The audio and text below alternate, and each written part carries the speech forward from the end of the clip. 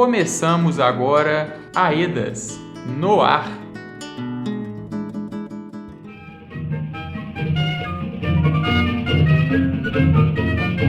E um balão vai subindo, vem caindo a garoa. O céu é tão lindo e a noite é tão boa. São João, acende a fogueira no meu coração. Atenção, pessoal! Começa agora o AEDAS no ar. Um salve a todos e todas que estão nos escutando e espero que todos estejam bem por aí. Eu sou o Lucas Jerônimo e o programa AEDAS no ar é uma produção da Associação Estadual de Defesa Ambiental e Social de Minas Gerais, AEDAS. E abrimos o AEDAS no ar deste mês de junho com a música Sonho de Papel, de Carmen Miranda. Começamos nesse clima porque, apesar de tudo, é tempo de celebração, de tradição. Em toda a última semana de cada mês, a gente traz para vocês informações sobre as regiões atingidas pelo rompimento da barragem B1 da Vale no Córrego do Feijão. Por aqui, também falamos sobre a atuação da Assessoria Técnica Independente nas regiões 1 e 2 da Bacia do Paraupeba. Bora então! Hoje a gente vai prosear sobre as festividades de junho. Aqui também temos informações sobre a insegurança vivida por moradores e moradoras da comunidade de Pires, por conta de desapropriações. Também vamos conversar sobre as dificuldades da população atingida para garantir alimentação para os animais, sem ter silagem, por exemplo. E para começar, vamos tirar algumas dúvidas sobre o Programa de Transferência de Renda, o PTR. O que tem de novidades neste final de junho? Quais serão as próximas etapas? O pagamento está garantido? A gente sabe que as dúvidas são muitas e que as pessoas estão ansiosas por respostas, né? Momento AEDAS. A AEDAS, em parceria com as outras ATIs, preparou um material com um resumo da petição que os comprometentes enviaram ao juiz e que foi homologada no dia 17 de junho. A cartilha está disponível no nosso site. Acesse lá. O site é aedasmg.org/Paraupeba. Para a gente entender esse processo do PTR, é importante relembrar algumas coisas. Entre 30 de março e 15 de abril, as Assessorias Técnicas Independentes, as ATIs, fizeram 166 reuniões, com mais de 3.150 pessoas das 5 regiões da Bacia do Paraupeba, de Brumadinho a Três Marias. O objetivo desses espaços participativos era fazer uma consulta informada à população atingida sobre os critérios e as formas de comprovação para ter acesso ao novo programa. No dia 6 de maio, as assessorias apresentaram em live o resultado da consulta feita às pessoas atingidas e o Comitê de Comprometentes apresentou um resumo da primeira proposta dos critérios que seriam então enviados ao juiz, que levou em consideração o que foi apontado pelas comunidades atingidas e sistematizado pelas ATIs. Já no dia 16 de junho, foi protocolada a petição no processo judicial. No dia anterior, tinha sido publicado o edital de chamamento público para empresas interessadas na gestão do PTR. Neste edital, foram inseridas informações sobre critérios, valores e tempo de duração do programa. Depois disso, o juiz homologou, ou seja, validou o início do processo de transição do pagamento emergencial para o Programa de Transferência de Renda, a partir dos critérios apresentados, e aprovou o início do edital para a escolha da empresa gestora. A Cecília Godoy, coordenadora da área de Educação e Serviços Socioassistenciais da AEDAS, vai conversar um pouquinho conosco sobre algumas dessas informações. Ei, Cecília, o que você tem de informações sobre os valores e a duração do Programa de Transferência de Renda? Ei, pessoal, na petição do Poder Público, o valor total a ser destinado ao Programa de Transferência de Renda é de 4,4 bilhões de reais e deve durar cerca de 4 anos. O valor a ser pago para pessoas adultas seria de meio salário mínimo, para adolescentes, 1/4 de salário mínimo e para crianças, 1/8 de salário mínimo. Outra dúvida muito frequente é sobre os critérios de territorialidade e sobre o passivo do emergencial, que são valores anteriores ainda não pagos. Isso também foi tratado na petição, Cecília? Sim, Lucas. Entre as decisões dos comprometentes, formado por Estado de Minas Gerais e instituições de justiça, está a inclusão de comunidades que tenham seu território, em parte ou totalmente, dentro do critério de 1 quilômetro de distância do rio, sendo que, em todos os casos, será considerada toda a comunidade para recebimento do programa. Por exemplo, em Betim, temos a comunidade de São José. Desta comunidade, apenas uma parte dela está dentro do raio de 1 quilômetro de distância do rio. Diferente do que vinha sendo aplicado pela Vale, todas as demais ruas do bairro de São José, ou seja, o bairro inteiro de São José, deverá receber o programa. Sendo assim, basta parte da comunidade estar dentro do raio de 1 quilômetro que toda a comunidade terá direito ao recebimento. Localidades que sofreram desabastecimento de água, que têm alguma relação com o rio, que receberam obras emergenciais ou que estejam situadas nas margens do Lago de Três Marias também podem ser inseridas. Poderão haver novas inclusões de pessoas e comunidades que não se enquadram neste critério inicial. Quanto ao passivo do emergencial, poderão receber pagamento dos valores anteriores quem teve emergencial cortado de forma injustificada ou cadastro negado pela Vale, após nova análise que será realizada pela empresa gestora. Na petição, Quilombo da Pontinha e Shopping da Minhoca também foram consideradas como comunidades, pessoas que poderão receber o passivo após a avaliação da empresa gestora. Cecília, o pessoal também quer saber sobre comprovação, a situação dos povos e comunidades tradicionais e a zona quente. Sobre comprovação, a petição diz o seguinte: a pessoa atingida deverá comprovar que até o dia 25 de janeiro de 2019 residia em área delimitada como atingida, era posseira, arrendatária, parceira ou meeira que residia e ou trabalhava em imóvel na área delimitada como atingida. Os povos e comunidades tradicionais acessam o Programa de Transferência de Renda se comprovarem ser residentes nas áreas delimitadas como atingidas. Sobre a zona quente,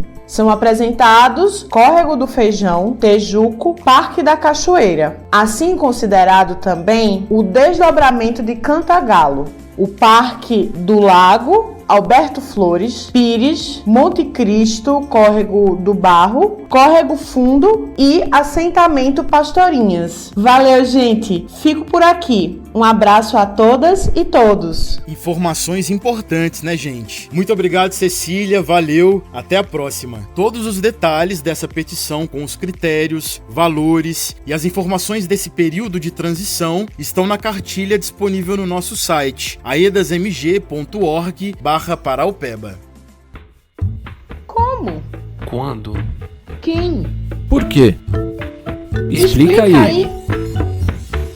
Ei, gente, tem um assunto aqui que tem tirado o sossego dos moradores e das moradoras da comunidade de Pires, algo que tem tudo a ver com direitos fundamentais das pessoas. As desapropriações estão colocando o povo em total insegurança. Quem introduz o assunto pra gente é a Patrícia Souza, mobilizadora da AEDAS que acompanha a comunidade. Olá a todos os ouvintes da Rádio AEDAS no ar. Que bom ter esse espaço para poder pautar assuntos tão importantes na vida da população atingida, como esse que eu trago hoje por aqui.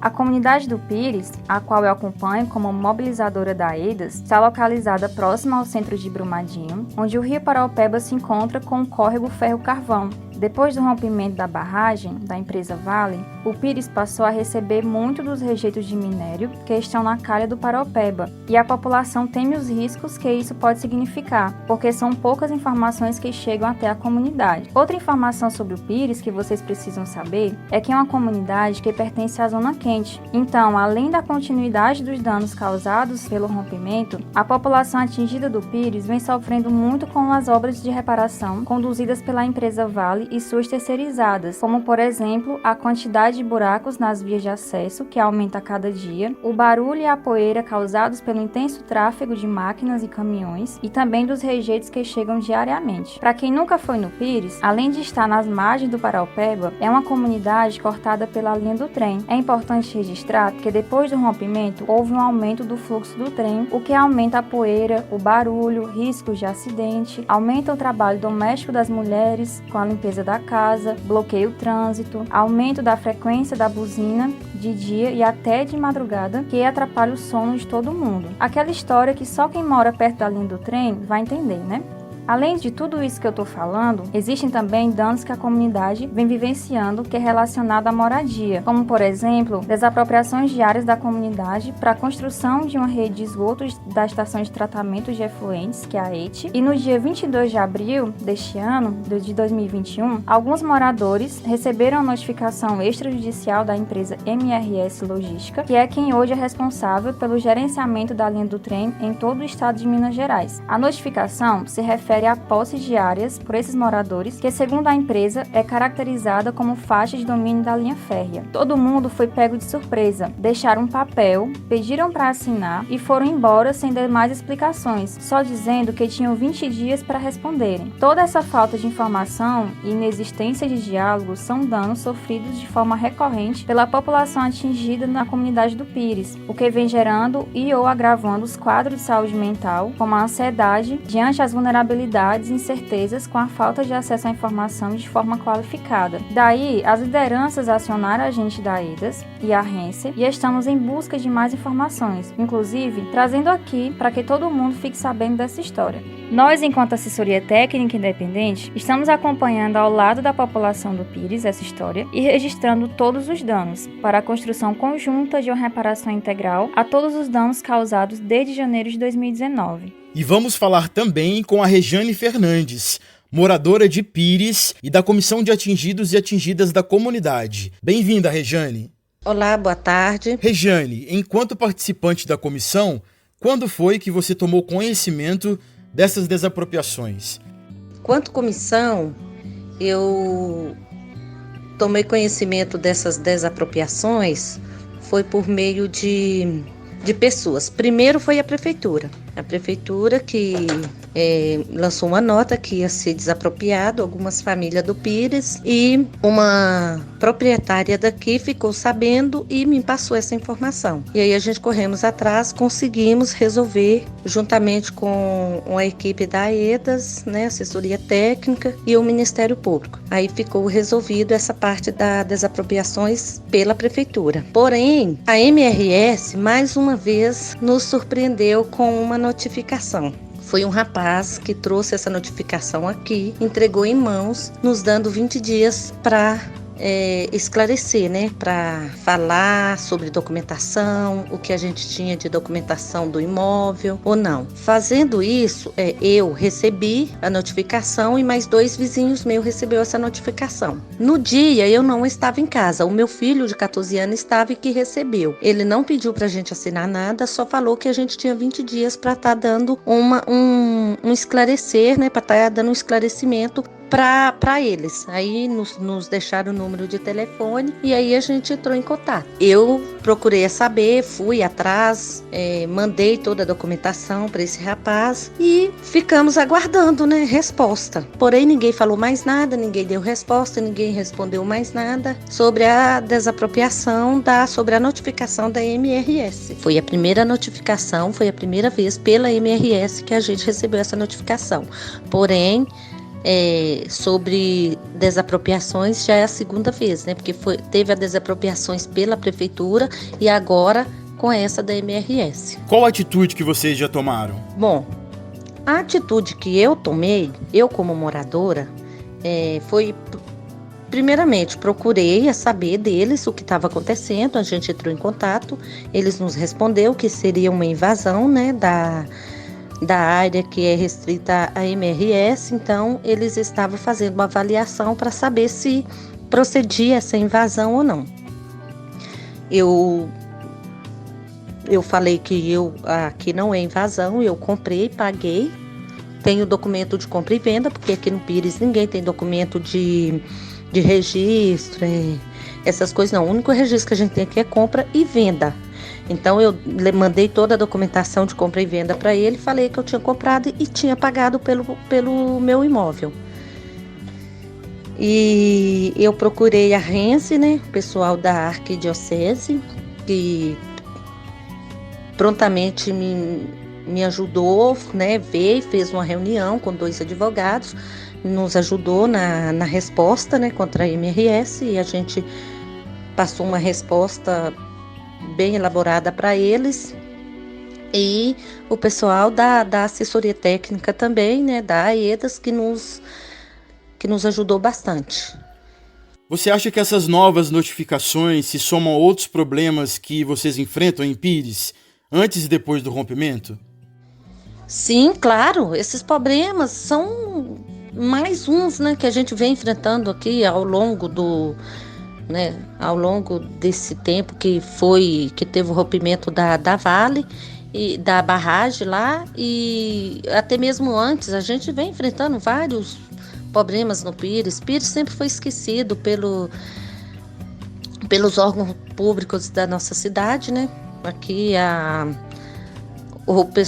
os interessados, né, da cidade aqui, que são as pessoas, né, prefeito, vereadores, eles só enxergam Pires época de eleição. Então, fora isso, não temos muitas regalias, não temos nada que é nós por nós mesmos.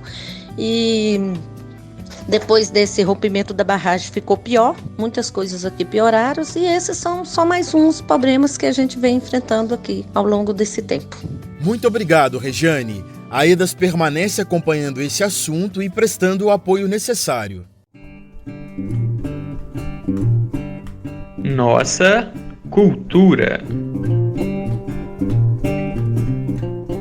Eita, que agora o tema aqui são as festas juninas. Tradição cheia de mineiridade e que faz uma falta danada, daquele jeito que todo mundo gosta, com muito calor humano. Bom seria se todos nós já estivéssemos vacinados e protegidos, como já deveria ser. Enquanto a vacina não chega para todo mundo, a gente permanece à distância, mas sem deixar de celebrar a cultura popular e a importância dessas festas para as nossas comunidades. E após o rompimento, como essas celebrações foram afetadas? Como as comunidades têm mantido isso vivo? Tem prosa boa chegando. Vamos falar com Dina Braga, que compartilha com a gente como é esse período lá na comunidade quilombola de Marinhos, em Brumadinho. Olá, pessoal. Meu nome é Dina Braga, sou da comunidade quilombola de Rodrigues. Sou idealizadora da quadrilha junina Arraial do Pelonha, fundada em 2017 na comunidade quilombola de Rodrigues. Qual a importância das comemorações de junho para a sua comunidade? Aqui nós temos o nosso tradicional Arraial do Pelonha, certo? O objetivo da quadrilha Arraial do Pelonha foi homenagear o Eduardo Francisco, né, hoje falecido, conhecido como Pelonha, um dos primeiros marcadores de quadrilha lá das comunidades quilombola. Outro objetivo também do Arraial do Pelonha é fomentar e manter viva a nossa cultura, os passos tradicionais Tu, Anahie, Anavantu, Alavantu, Segue-Segue, Caminho da Roça, Caracol e dentre outros. O Arraial do Buscapé, que hoje o evento é maior, né? Então foi para estar em Brumadinho, mas os dançarinos e dançarinas, os componentes, né? A maior parte é aqui dos quilombos, das 4 comunidades quilombola e região, certo? Tem São José, tem de Aranha, tem de vários lugares de Brumadinho. Também é um projeto onde comporta pessoas de várias idades, jovens, crianças e adultos. Hoje com mais de 90 integrantes, e o objetivo é entretenimento e mostrar para o poder público que quadrilha junina é cultura, e por sinal uma cultura muito bonita, interessante e que merece um olhar especial para com todos nós. E o rompimento da barragem influenciou de alguma forma nessas comemorações para sua comunidade? E a pandemia, como influenciou? Infelizmente, devido à pandemia, estamos há 2 anos sem fazer nossas apresentações. Ficamos também prejudicados logo após o desastre da Vale, no qual não foi um acidente, e sim um crime. Enfim, gostaríamos de voltar com o nosso Anahie, Anavantu, Alavantu, Segue-Segue, Voa Borboleta, Caminho na Roça, Olha o Caracol, A Ponte Caiu, Olha a Cobra, É Mentira, Queremos voltar a nos abraçar, a nos cumprimentar com aquele beijo no rosto, vestir as nossas roupas caipira e ir fazer dança, levar alegria para os 4 cantos de Minas. Muito obrigado pelas contribuições, Dina. Os povos e comunidades de tradição religiosa ancestral de matriz africana, os Pecetrama, também têm comemorações nessa época do ano, lá na cidade de Mateus Leme. Quem fala é Tateto Arabomi. Oi, gente. Eu sou Tateto Arabomi, dirigente da comunidade tradicional de matriz africana, o terreiro de candomblé Baquice Banto Kassange, de nação Angola-Congo, em Mateus Leme. As comemorações de junho na nossa comunidade são muito importantes. Primeiro pelo fato de marcar o calendário festivo aqui do terreiro, né, da nossa comunidade Banto Kassange. Também é a época em que celebramos as divindades do fogo. Entre elas está Nzazi, que é o inquice dos raios, né, e do trovão, junto com Baburucema e Matamba, e Luango, que representa para nós o calor do sol, o calor dos corpos. Ele representa também a luz dos astros, a iluminação, a claridade. E Luango é considerado o inquice da diplomacia, o grande estrategista, o grande general da corte de Zazi, né? Então a gente comemora, né, com muita alegria esses inquices durante o mês de junho, que coincidentemente ou estrategicamente vem a acontecer também as festas juninas com as fogueiras, né? Mas a gente sabe e acredita que essas fogueiras antecedem muito ao cristianismo, visto que as religiões de matriz africana são muito mais antigas, né? Embora elas tenham sido reinventadas aqui no Brasil, mas elas antecedem aos ritos da Igreja Católica. Mas então é isso. E sempre no último sábado de junho é quando nós fazemos a fogueira de Luango aqui na casa em celebração a essas divindades. Como a nossa referência, né, das nossas divindades, o pilar, né, de sustentação do candomblé, das religiões de matriz africana, é a natureza e os ancestrais. Então a gente tem na natureza como nossas divindades, nossos inquices, orixás e voduns, e todo sinal que a natureza nos dá, a gente fica muito atento, né, quando acontecem esses rituais. E num deles aqui, numa dessas celebrações, em 2010, eu me lembro que é mês de junho, não chove, é a época do frio, né? E naquele ano, por surpresa de todos aqui, caiu uma chuva muito forte durante a celebração do Gongá, quando a fogueira já estava acesa. E todo mundo ficou muito preocupado, porque quando chovia, todo mundo estava no templo fazendo o ato das oferendas e cantando, né, em louvor, né, ao fogo. E a chuva caía e a nossa preocupação é que a água poderia apagar aquela fogueira. E pelo contrário, parece que quanto mais chovia, mais as labaredas subiam, numa coisa muito mágica, dando a impressão que estava chovendo algum combustível. E aquilo foi um sinal muito forte que nós tivemos, né, dessas divindades aí, de que eles estavam muito presentes ali entre nós. Isso aí foi um fato marcante que a gente não esquece. E até porque nós temos na natureza, como eu disse, né, a nossa divindade, o cuidar da natureza é cuidar da vida. Então, quando estamos cuidando, louvando, celebrando, comemorando, reverenciando a natureza, estamos reverenciando a vida em toda a sua plenitude. Isso para nós é muito importante. O rompimento da barragem, ela de alguma forma, direto ou indiretamente, influencia, né? Influenciou e influencia aqui também as atividades da comunidade, visto que a água da nossa mina, né, ela secou, a gente não tem mais essa mina a céu aberto, só da cisterna. E nessa época de junho, é a época que a água diminui mesmo, que não chove, então automaticamente a água das cisternas diminui também. E a gente tem que ter alguns devidos cuidados. Já teve anos que a gente teve que pedir à Prefeitura de Mateus Leme, a Copasa, fornecimento aqui de caminhão-pipa, né, para poder abastecer durante essas celebrações. Então, de alguma forma, isso influenciou sim. A pandemia, por outro lado, influenciou demais, né? Porque as festividades aqui públicas, elas foram canceladas por um tempo e a gente vai retomando gradativamente, mas com muito cuidado, né? Com os devidos cuidados, evitando aglomeração, mantendo aqui máscaras, álcool gel e até nos pedidos de bênção, nos abraços, tudo isso a gente tem restringido bastante. Então isso não deixou de influenciar, visto que o candomblé é uma religião muito afetiva, né? Muito do abraço, de beijar a mão para pedir a bênção, dos orixás abraçar as pessoas, os inquices, as entidades também dão passe, abraço, se tocam. E com essa pandemia, isso tudo aí a gente está evitando também. Então, isso não deixou de influenciar bastante. E a gente vem contornando assim, dessa forma, né? Se adaptando aos novos tempos e evitando qualquer exposição, tanto nossa como dos filhos das pessoas que vêm aqui nos assistir, né? De alguma forma, nós temos que e contornando isso também, porque, como eu disse, a gente cuidando da natureza, estamos cuidando da vida, e cuidando da vida nós temos que ter o máximo de cuidado quando se trata de estarmos, né, num tempo aí de pandemia. Então isso aí a gente tem que ter preocupado muito, sim, cuidado.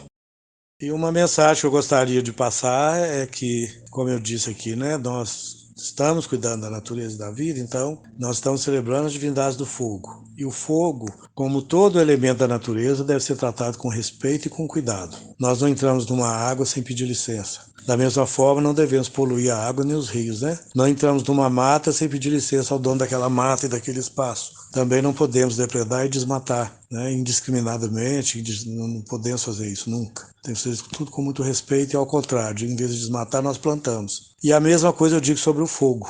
O fogo é que nos aquece, o fogo é que nos representa a vida na sua pujança. Mas nós devemos ter muito cuidado, né, quando vamos fazer oferenda, rituais que demandam, às vezes, de acender alguma vela. Então, evitar de fazer isso próximo do mato, evitar de fazer isso próximo somente de mato seco, né, para não haver queimadas, para não haver incêndio próximo da mata ciliar, do campo, da floresta, ou de algum parque, de qualquer área, né, aí do meio ambiente que pode correr o risco com fogo, nós temos que evitar. Da mesma forma, não jogar caco de vidro também próximo, né, do mato, porque o sol refletindo no vidro, ele cria uma lente de aumento que isso pode causar também, provocar queimadas, né, provocar incêndio. Então, esse é o pedido, né, que a gente faz em nome dos inquisitos da natureza e do fogo, para que a gente continue cuidando e tendo o retorno necessário, né, dessa grande mãe que é a natureza.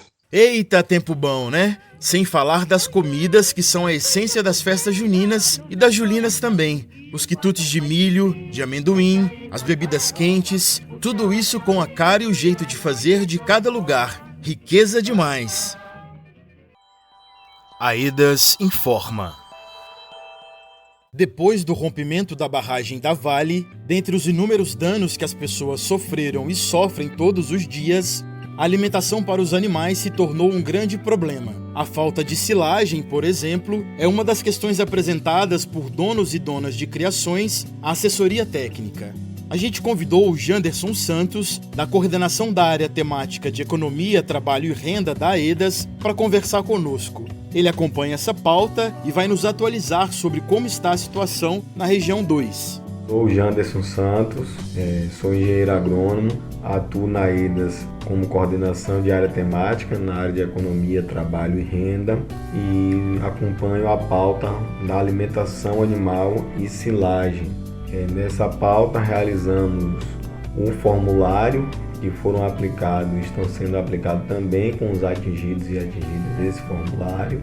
Realizamos através desse formulário a coleta tanto para a questão da silagem quanto para a alimentação animal. Porém, para dar os encaminhamentos devidos a essa questão, estamos necessitando do debate que está ocorrendo entre as instituições de justiça, a Defensoria Pública, Ministério Público e com a coordenação metodológica da PUC, que está na discussão de como é que vai se dar esse fluxo dessas demandas que estão sendo coletadas com os atingidos e atingidas e debatendo também os critérios relacionados a essa demanda, tendo em vista que muitos atingidos e atingidas não têm acesso a tanto a alimentação para os animais quanto a silagem por algum período. Ô Janderson, e agora? Quais serão os próximos passos? Então a ideia, após ser definido esse fluxo e os critérios, essa demanda realmente ela seja encaminhada para a Vale e que tenha um prazo, né, para a Vale estar respondendo sobre essa demanda aos atingidos e atingidas, e a assessoria vai dar o suporte, né, de conseguir, né, fazer a defesa, né, daquelas demandas na qual não forem atendidas. E aí saber o motivo também. Valeu, Janderson, obrigado pela contribuição. E na R1, a situação é semelhante, de identificação de demandas. A gente vai seguir acompanhando o assunto e quando tiver novidades, trazemos aqui para vocês. É isso, o Aedas no Ar de junho tá chegando ao fim. Muito obrigado a você que ouviu até aqui, valeu pela sua companhia. Gostou do conteúdo? Repasse para outras pessoas aí da sua comunidade. Lembrando que as edições do Aedas no Ar são mensais e divulgamos no fim de cada mês. Nos encontramos em julho. Nossos programas estão disponíveis no YouTube e nas plataformas de áudio Spotify, Anchor e Google Podcasts. Lá dá para ouvir outra vez, a hora que você quiser. E se quiser saber mais sobre o trabalho da Aedas, com atingidos e atingidas pelo rompimento da barragem da Vale em Brumadinho, vai lá no www.aedasmg.org/Paraupeba. Este programa teve a apresentação de Lucas Jerônimo, produção e roteiro Lucas Jerônimo e Rurian Pereira, edição de Rurian Pereira e apoio da equipe de comunicação da Aedas Paraupeba. Ótimo dia para vocês, um abraço e até mais!